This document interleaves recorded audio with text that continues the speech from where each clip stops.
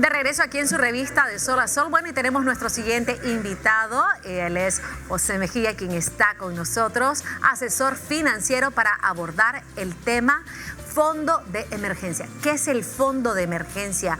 ¿Para qué nos sirve? ¿Cómo contribuye en tiempos de crisis para mantener la estabilidad económica y financiera en el hogar? Bienvenido, José. Muchísimas gracias. Esta mañana. Igualmente, gracias. Bueno, un tema muy importante porque de repente, ¿qué nos suena? ¿Qué significa tener un fondo de emergencia? ¿Cómo debemos de estar preparados para tenerlo? ¿Y por qué es importante, José? Claro, es decir, hace cuenticaso un par de trapecistas que hagan unos actos ahí maravillosos, riesgosos, si no tienen una red de contención, si algo falla, caen y fallecen.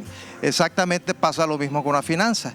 El tema de repente lo vemos desafiante porque no existe una cultura financiera que nos permita, digamos, construir un fondo de emergencia que debería ser desde el inicio de nuestra actividad productiva, pues es decir, desde los 22 años que empezamos a trabajar en teoría, deberíamos de ir construyendo un fondo de emergencia. ¿Qué sucede cuando no los tenemos? Porque, ¿qué implica? Implica muchísimas situaciones complejas, sobre todo desde el tema financiero.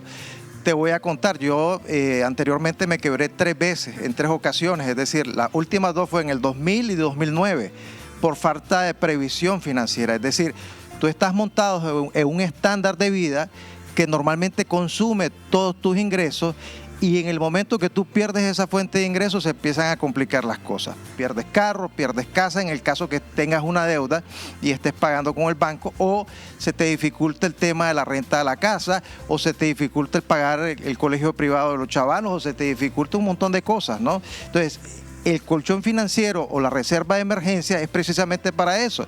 Vamos a suponer que tú tienes una fuente de ingresos y ese fondo de emergencia es lo que te va a permitir, digamos, tener tranquilidad en el momento que esa fuente de ingresos sea suspendida, o que te corran, o que quebró la empresa, o que decidiste renunciar, tomaste una mala decisión y no te pudiste ubicar rápidamente. Entonces el fondo de emergencia es lo que te va a permitir continuar con tu estándar de vida, asumir los compromisos financieros, asumir tus gastos y no complicarte. Ahora, a la hora de tomar decisiones y digamos, en cuanto a los salarios y sobre todo en nuestro país, dicen las personas, bueno, vivo coyol quebrado, coyol comido. Y de repente, ¿cómo voy creando, desarrollando este fondo de emergencia si con lo que gano, con costo, ajusto? Y es más, no llego ni a la quincena. Entonces, ¿qué podríamos decirles a estas personas? ¿Se puede hacer un fondo de emergencia?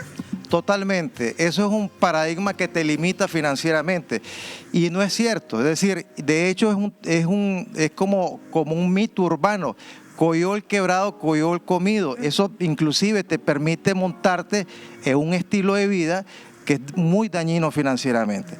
Es un tema de educación, es un tema luego de educación, de autodisciplina para implementar el conocimiento en la práctica cotidiana. Entonces, tú tienes la responsabilidad sobre tus finanzas, ¿verdad? Cada persona que es una entidad productiva tiene esa responsabilidad y la responsabilidad base radica en crear un equilibrio y es nunca gastar más de lo que estás ganando. Y en ese equilibrio una cosa importante es empezar a reservar un ingreso mensual que te permita ir construyendo ese fondo de emergencia, que lo ideal deberían ser 6 meses de respaldo. Qué importante. Y en la medida que nos vamos educando, cómo vamos despertando la conciencia misma a la hora, porque vivimos en un mundo tan consumista. Fíjate que me pasó una experiencia, iba a comprarme 3 chaquetas, pero de repente me pareció demasiado, entonces, porque estaban en descuento, entonces dije yo, me voy a comprar 2. Cuando llegó a la caja, mi sobrino se acerca y entonces le digo a mi sobrino, ¿cuál te gusta más, la roja o la morada? Y mi sobrino, con 16 años, me dice, tía, ¿y para qué las va a utilizar? Primera pregunta, y entonces yo, a ver, ¿para qué las voy a utilizar? No sé, ¿cómo les va a sacar provecho? No sé. Y de repente no me compré ninguna. El impulso, ¿cómo trabajamos con ese impulso que de repente venimos y gastamos y llegamos a hacer que gastamos hasta lo que no tenemos, pues?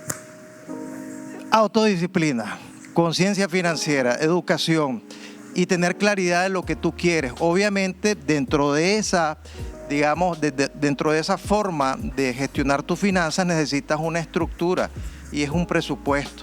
Y necesitas ser bien obediente con ese presupuesto. Esto es exactamente igual que la nutrición o que los alimentos. Es decir, ¿querés estar en forma? Genial.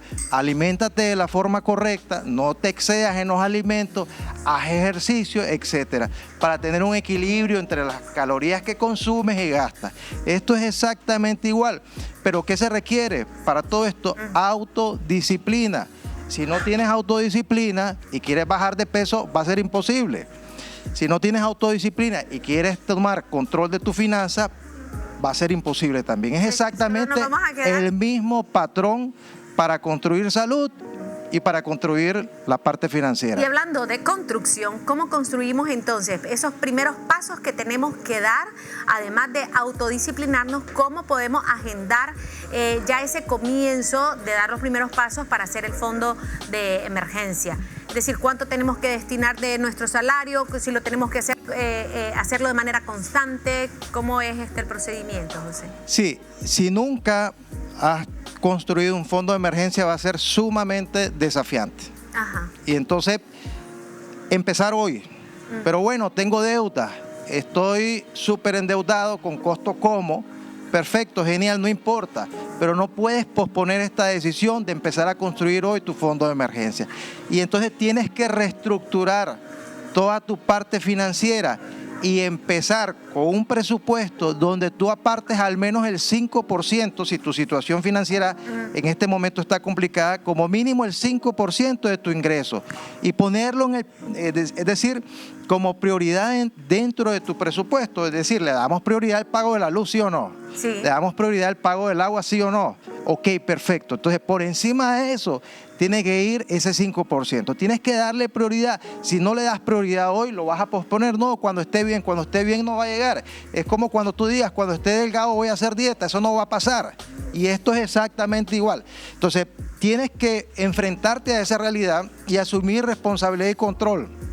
Empiezas a apartar tu 5% de manera sostenida. Si tienes deudas, que esperen. Muchos gurús de la parte financiera te dicen, primero pagas tus deudas para construir un fondo de emergencia. No estoy de acuerdo con eso, porque si no tienes un fondo de emergencia, significa que nunca lo has hecho, que no tienes el hábito, y este es un tema de crear un nuevo hábito.